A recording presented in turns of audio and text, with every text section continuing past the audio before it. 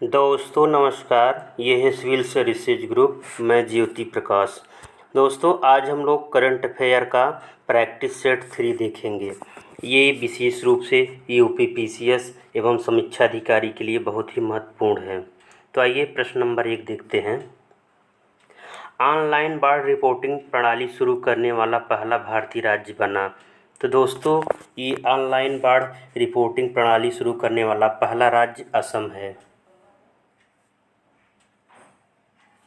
अगला प्रश्न हम लोग थोड़ा तेज़ी से प्रैक्टिस करेंगे। अगला प्रश्न है, किस राज्य सरकार ने औरा स्कॉलरशिप प्रोग्राम शुरू किया है?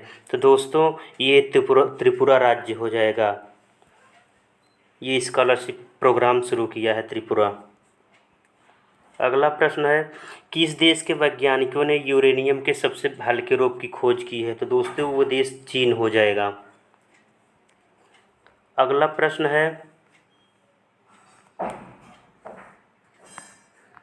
रघुनाथ महापात्रा का कोरोना से निधन हो गया। वे एक थे दोस्तों, रघुनाथ पात्रा एक मूर्तिकार थे। अगला प्रश्न है, किसने श्वास नामक एक ऑक्सीजन कंसंट्रेटर बनाया है? तो दोस्तों ये इसरो ने अभी हाल ही में एक ऑक्सीजन कंसंट्रेटर बनाया है।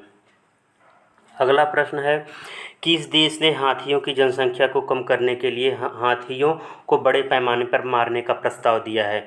तो दोस्तों ये जिम्बाब्वे देश है, जो वहाँ की संसद ने अभी हाल में हाथियों को मारने से संदर्भ में एक विधेयक प्रस्ताव पारित किया है। अगला प्रश्न है, हाल ही में मियाँ का बड़ा रेलवे स्टेशन का नाम बदलकर महेश नगर कर दिया गया है। ये किस राज्य में है? तो दोस्तों ये राजस्थान राज्य में है। राजस्थान राज्य में है जो मियाँ का बड़ा रेलवे स्टेशन है, उसका नाम बदलकर महेश नगर कर दिया गया है। अगला प्रश्न है, असम की पहला वित्त मंत्री कौन बनी है? तो दोस्तों असम की पहला पहला वित्त मंत्री महिला वित्त मंत्री ये अजंता नियोग हैं। अगला प्रश्न है, फरजाद बी गैस परियोजना किस देश से संबंधित है? दोस्तों ये ईरान से संबंधित है। अगला प्रश्न है, कौन सा देश 2022 में महिला रग्बी टूर्नामेंट आयोजित करेगा? तो दोस्तों ये न्यूजीलैंड है। न्यूजीलैंड है जो महिला रग्बी टूर्नामेंट 2022 का आयोजन करेगा। अगला प्रश्न है, मात्र 4 दिनों में माउंट एवरेस्ट पर 2 बार चढ़ाई कर विश्व रिकॉर्ड बनाया है। तो दोस्तों मात्र 4 दिनों में एवरेस्ट फतह करने वाले मिंगमा तेनजी शेरपा हैं। सी विकल्प सही हो जाएगा। अगला प्रश्न है, कौन सा राज्य कोवैक्स एलायंस में शामिल होने वाला पहला भारतीय राज्य बना? तो दोस्तों ये पंजाब राज्य है जो कोवैक्सीन एलायंस में शामिल होने वाला पहला राज्य है। अगला प्रश्न है, कौन सा चीनी अंतरिक्ष यान मंगल की सतह पर सफलतापूर्वक उतरा? तो दोस्तों ये 93 फर्स्ट है चीन का, वो मंगलयान है।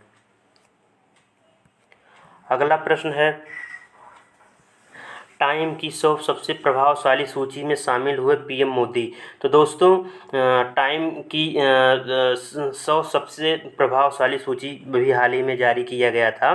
प्रधानमंत्री नरेंद्र मोदी को स्थान मिला है, साथ ही 2 अन्य लोगों को भी इसमें स्थान मिला है। वो हैं ममता बनर्जी, तीसरी बार पश्चिम बंगाल की अभी हाल ही में मुख्यमंत्री बनी, उनको इसमें शामिल किया गया, तथा अदान पूनावाला जो सीरम इंस्टीट्यूट के सीईओ हैं, इनको भी इसमें शामिल किया गया है। टाइम पत्रिका में 15 सितंबर 2021 को 100 सबसे प्रभावशाली लोगों की अपनी वार्षिक सूची का अनावरण किया गया। यह वार्षिक सूची एक वैश्विक सूची है जिसमें जो Biden, Kamala Harris, Donald Trump, Xi Jinping और तालिबानी नेता मुल्ला अब्दुल गनी बरादर हैं शामिल हैं। दोस्तों ये इम्पोर्टेंट है ममता बनर्जी से रिलेटेड। ममता बनर्जी को टाइम प्रोफाइल पर भारतीय राजनीति में उग्रता का चेहरा बनाया गया है। ये इम्पोर्टेंट, इसको देख सकते हैं।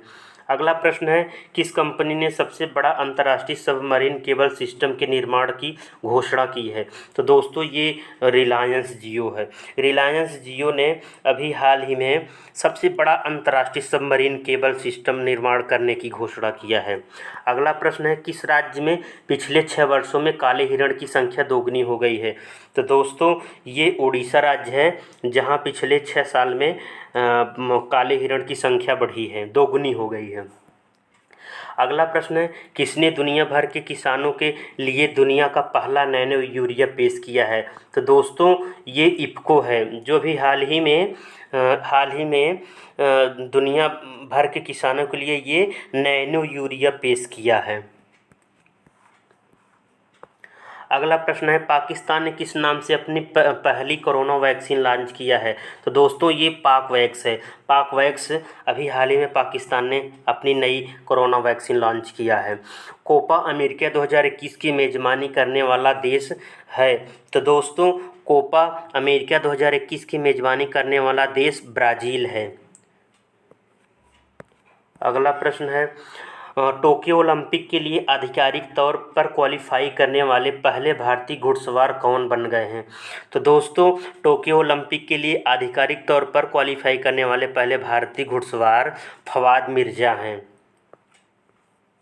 अगला प्रश्न है, अंतर्राष्ट्रीय बुकर पुरस्कार 2021 से किसे सम्मानित किया है? तो दोस्तों डेविड डायोप हैं। इनको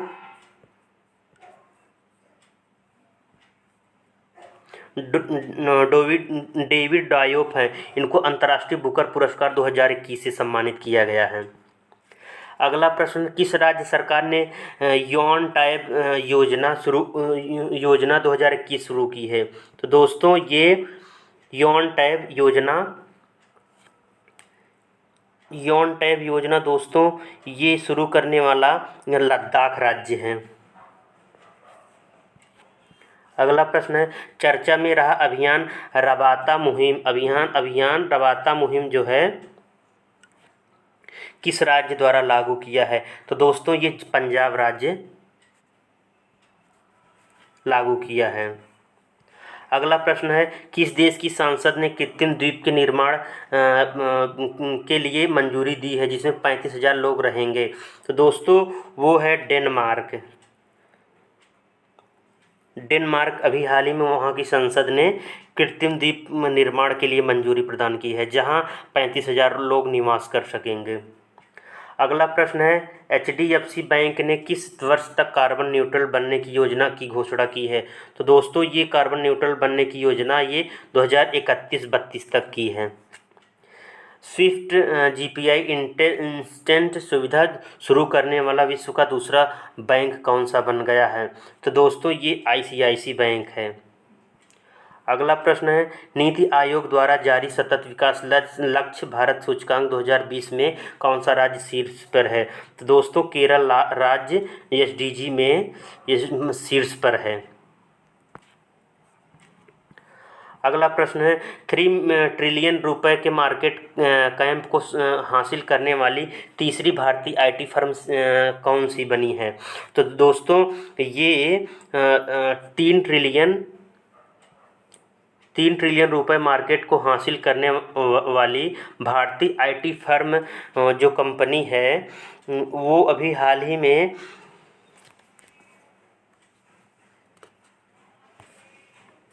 दोस्तों ये बनी है विप्रो कंपनी।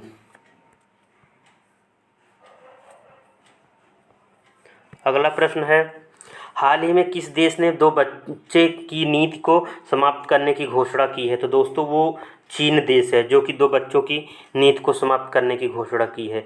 अगला प्रश्न है, किस देश का युद्धपोत आयरिश खरंज ओमान की खाड़ी में डूब गया?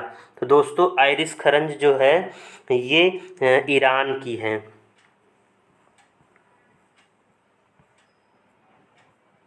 ये ईरान है। आइए हम लोग कुछ फैक्ट्स देखते हैं। आज़ादी के अमृत महोत्सव का प्रारंभ। देश की स्वतंत्रता के 75 वर्ष पूर्ण होने के अवसर को मनाने के लिए 75 सप्ताह के अमृत महोत्सव की शुरुआत 12 मार्च 2021 से शुरू किया गया है। तो दोस्तों, अमृत महोत्सव 12 मार्च से स्टार्ट किया गया है। यह महोत्सव जन भागीदारी की भावना में एक जन उत्सव के रूप में 15 अगस्त 2023 तक मनाया जाएगा। महोत्सव की शुरुआत प्रधानमंत्री नरेंद्र मोदी ने 12 मार्च को अहमदाबाद के साबरमती आश्रम से पदयात्रा स्वतंत्र यात्रा को हरी झंडी दिखा करके की है। 91 वर्ष पूर्व 12 मार्च 1930 को ही राष्ट्रपति महात्मा गांधी के नेतृत्व में नमक सत्याग्रह की शुरुआत दांडी मार्च के रूप में की गई थी। दोस्तों, ये इम्पोर्टेंट प्रश्न है, ये पूछा जा सकता है। दांडी मार्च, गांधी जी का दांडी मार्च कब शुरू किया था? दोस्तों, ये 12 मार्च 1930 से शुरू किए थे। इसको देख सकते हैं। आज़ादी के अमृत महोत्सव इंडिया हाइस्ट 75 के लिए 5 स्तंभों पर फोकस किया गया है। इसमें स्वतंत्रता संग्राम 75 पर विचार, 75 पर उपलब्धियां तथा 75 पर संकल्प शामिल हैं। दोस्तों, महोत्सव के शुरुआत पर वोकल फॉर लोकल को बढ़ावा देने के लिए एक अनूठे चरखा अभियान का शुरुआत किया गया है प्रधानमंत्री नरेंद्र मोदी के माध्यम से। मोदी की अध्यक्षता में एक व्यापक समिति का गठन सरकार ने किया है, जिसमें देश के अलग अलग भागों एवं क्षेत्रों से 259 लोगों को शामिल किया गया है।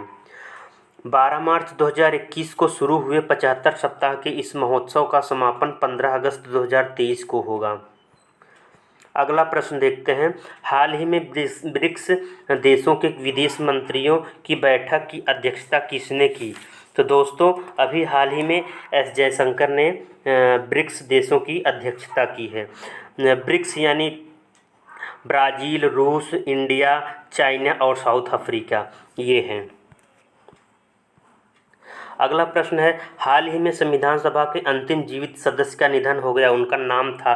तो दोस्तों, हाल ही में जो संविधान सभा के अंतिम सदस्य और सबसे कम उम्र के सदस्य थे वे टी.एम. कालियानन थे, जिनका भी हाल ही में 93 वर्ष की उम्र में निधन हो गया है। अगला प्रश्न है, 67वें राष्ट्रीय फिल्म पुरस्कार 2021 में पर्यावरण संरक्षण पर सर्वश्रेष्ठ फिल्म पुरस्कार किसे मिला है? तो दोस्तों, ये पर्यावरण पे सबसे सर्वश्रेष्ठ फिल्म पुरस्कार मिला है, ये वाटर ब्यूरियल है। ये वाटर ब्यूरियल को पर्यावरण पे पुरस्कार मिला है 67वें राष्ट्रीय फिल्म पुरस्कार में। अगला प्रश्न है, किस राज्य सरकार ने भारत रत्न और पद्म विभूषण की तर्ज पर पुरस्कार देने की घोषणा की है? तो दोस्तों, वो है असम राज्य। असम राज्य जो भारत रत्न और पद्म विभूषण की तर्ज पर पुरस्कार देने के लिए अपने यहाँ घोषणा किया है। अगला प्रश्न, किस भारतीय मूल की पत्रकार ने 2021 के लिए पुलित्जर पुरस्कार जीता है? तो दोस्तों, ये पुलित्जर पुरस्कार जो है ये मेघा राजगोपालन हैं, ये भारतीय मूल की हैं, वे जीते हैं। अगला प्रश्न है, किस फुटबॉल खिलाड़ी ने गोल करने में लियोनेल मेसी का रिकॉर्ड तोड़ा है? तो दोस्तों, ये सुनील छेत्री हैं, ये बंगलुरु कर्नाटक से हैं। अगला प्रश्न है, हाल ही में किसने क्राइसक्रस नामक से एक क्रिकेट कोचिंग वेबसाइट शुरू किया है? क्राइसिकर दोस्तों, तो ये अभी हाल ही में जो लॉन्च किया गया है, ये हैं वीरेंद्र सहवाग।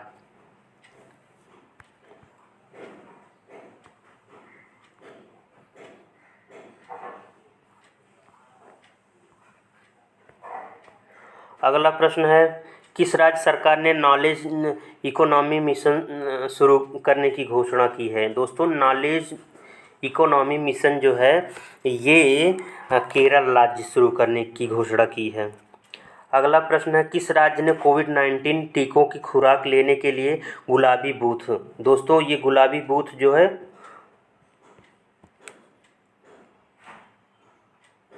उत्तर प्रदेश सरकार ने भी हाल ही में कोविड-19 टीकों की खुराक के लिए लागू किया है। अगला प्रश्न है, हिमाचल प्रदेश सरकार किसे रोकने के लिए एंटी हेल गन्स स्थापित करने जा रही है? तो दोस्तों ये एंटी हेल्थ गन्स जो है ये ओलावृष्टि से रिलेटेड है, ओलावृष्टि से रिलेटेड है, जो हिमाचल सरकार ने अभी रोकने के लिए ओलावृष्टि को रोकने के लिए एंटी हेल्थ गन्स की स्थापना करने जा रही है। अगला प्रश्न है, किस राज्य सरकार ने मुख्यमंत्री किसान मित्र योजना को मंजूरी दी है? दोस्तों ये इम्पोर्टेंट प्रश्न है, इसको देख सकते हैं। मुख्यमंत्री किसान मित्र योजना, तो ये राजस्थान राज्य है दोस्तों। अगला प्रश्न है, स्कूली शिक्षा में परफॉर्मेंस ग्रेडिंग इंडेक्स में कौन सा राज्य शीर्ष पर रहा है? तो दोस्तों स्कूली शिक्षा में परफॉर्मेंस ग्रेडिंग इंडेक्स जो है ये राज्य है पंजाब। अगला प्रश्न है, देश की पहली इलेक्ट्रिक व्हीकल सिटी कौन होगी? दोस्तों ये इम्पोर्टेंट सवाल है, ये केवड़िया है, गुजरात का केवड़िया है जो देश की पहली इलेक्ट्रिकल व्हीकल सिटी होगी। इम्पोर्टेंट सवाल है, इसको देख सकते हैं। अगला प्रश्न है, हाल ही में कोविड-19 टीकाकरण को लेकर चर्चा में रहा। तो दोस्तों ये कोविड-19 टीकाकरण को लेकर चर्चा में रहने वाला वेयांग गांव जो है ये कहाँ से है? तो दोस्तों ये वेयांग गांव जो है ये जम्मू कश्मीर से संबंधित है। अब थोड़ा फैक्ट्स देखते हैं। दुनिया का सबसे ऊंचा रेलवे आर्क ब्रिज संघ शासित जम्मू कश्मीर के सियासी जिले में चिनाब नदी पर दुनिया का सबसे ऊंचा आर्क रेलवे पुल का निर्माण कर भारतीय इंजीनियरों ने इतिहास बना दिया। यह भारत में अब तक का सबसे बड़ा रेलवे प्रोजेक्ट है जो अपने निर्माण के अंतिम चरण में है। 1315 मीटर लंबे इस पुल की नदी से ऊंचाई 359 मीटर है, जो पेरिस के एफिल टावर से भी 35 मीटर अधिक ऊंचा है। इस पुल का निर्माण कोंकण रेलवे कॉरपोरेशन लिमिटेड द्वारा किया गया है। निर्माण के बाद यह पुल चीन के शुआडिबाई रेलवे पुल 275 मीटर सुईपुई नदी पर स्थित है का रिकॉर्ड तोड़ देगा। यह रेलवे आर्क ब्रिज 111 किमी उधमपुर श्रीनगर बारामूला रेल का एक हिस्सा है। इसका निर्माण 3 वर्ष पूर्व शुरू किया गया था। इसके निर्माण पर लगभग 1400 करोड़ रुपए खर्च हुआ है। इस पुल की अनुमानित आयु लगभग 120 वर्ष है। अर्धचंद्राकार यह पुल रिएक्टर पैमाने पर 7 और उससे अधिक तीव्रता के भूकंप को झेल सकता है। 266 किमी प्रति घंटा की रफ्तार वाली हवा का सामना कर सकता है। इस पर 100 किमी की गति से रेलगाड़ी दौड़ सकेगी। अगला प्रश्न है, आइए देखते हैं। हाल ही में CBSE ने पाठ्यक्रम में कोविड डेटा विज्ञान विषय शुरू करने के लिए किससे समझौता किया है?